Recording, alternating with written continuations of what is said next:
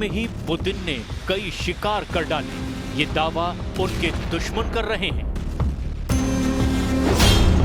Ukraine के बाद Poland के साथ रोमानिया, इसके अलावा एस्टोनिया और डेनमार्क, इन देशों पर पुतिन का ड्रोन वाला खतरा मंडरा रहा है। इन देशों का इल्जाम है कि पुतिन ने नेटो पर चढ़ाई शुरू कर दी है, क्योंकि रूस के ड्रोन इन सभी देशों की एयर स्पेस को चीरकर अब पूरे यूरोप पर हमले का सिग्नल दे रहे हैं। इन देशों को मिली वार्निंग के बाद पुतिन ने पश्चिमी यूक्रेन में उस जगह बहुत बड़ा हमला बोला जहां से नेटो का बॉर्डर सिर्फ 70 किलोमीटर दूर है।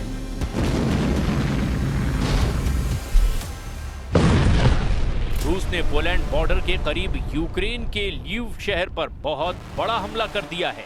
बिजली के ठिकानों से लेकर कई इमारतों को नुकसान पहुंचाया है। रूस के ड्रोन और क्रूज मिसाइल वाली फोर्स ने लगातार इस शहर पर हमले किए हैं। अटैक ऐसे कि इसकी गूंज सिर्फ 70 किलोमीटर दूर पोलैंड तक ही नहीं, बल्कि बेल्जियम में नेटो मुख्यालय तक पहुंच रही है। पुतिन नेटो की चौखट पर पहुंच चुके हैं।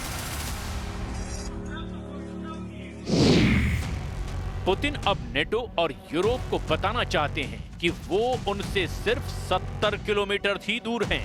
पुतिन बताना चाहते हैं कि रूस की फौज और नेटो के बीच बस 70 किलोमीटर का ही फासला है, और ये 70 किलोमीटर ऐसी दूरी है जिसे पुतिन किसी भी पल नेटो से छीन सकते हैं।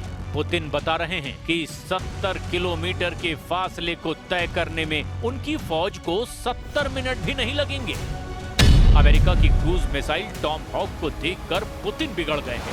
टॉम हॉक को देखकर पुतिन उखड़ गए हैं। टॉम हॉक को देखकर के पुतिन का गुस्सा रिकॉर्ड तोड़ रहा है।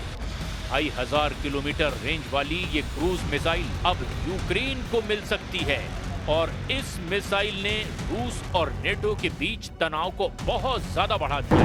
हालात ये है कि पुतिन के ड्रोन अपना बॉर्डर पार करके रूस के दुश्मनों को ललकार रहे हैं।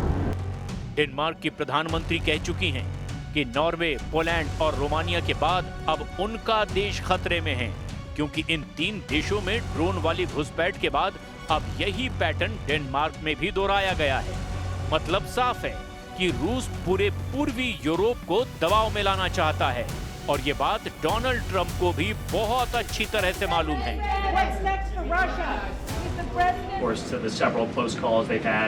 with the Danish military during the EU leaders meeting in Copenhagen.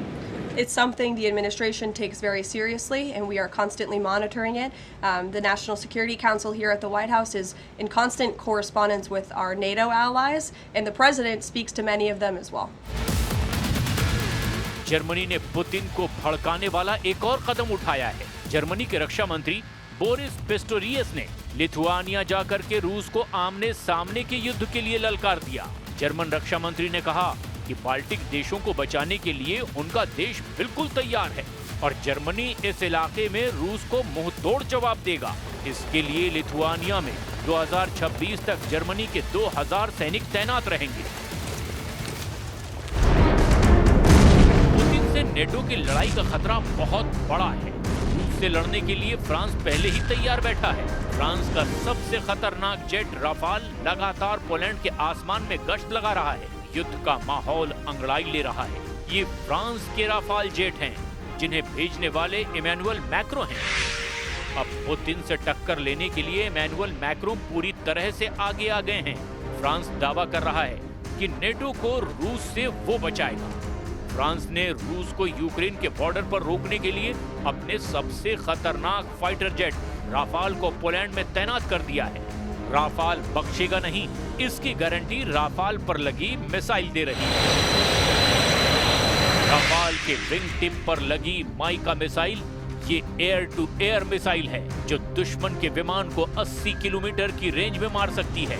जब दूसरा राफाल पलटता है तो उसकी विंग्स के नीचे नजर आती है मैजिक सुपर 530 मिसाइल। इसकी रेंज है 40 किलोमीटर, यानी लंबी और छोटी दूरी।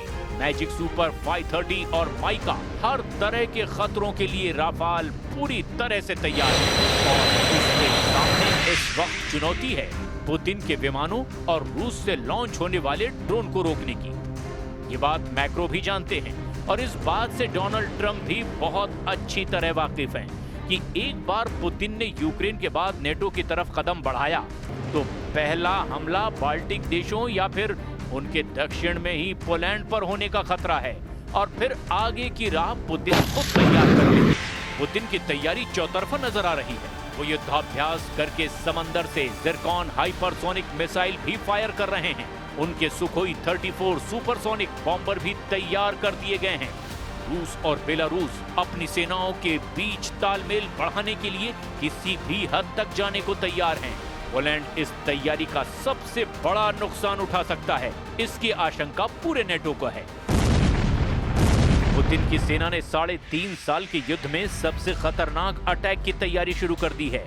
रूस इस बार यूक्रेन पर नहीं बल्कि नेटो पर सबसे बड़े हमले के लिए खुद को आजमा रहा है, क्योंकि अमेरिका और नेटो ने भी रूस को दबाने में कोई कसर बाकी नहीं रखी है।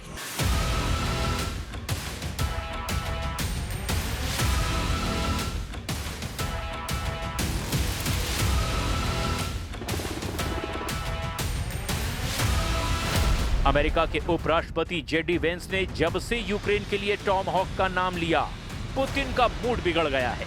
ज़ेलेंस्की ने अमेरिका से जब से टॉम हॉक मिसाइलें मांगी है, पुतिन यूक्रेन को लगातार बड़ी सजा देना चाहते हैं।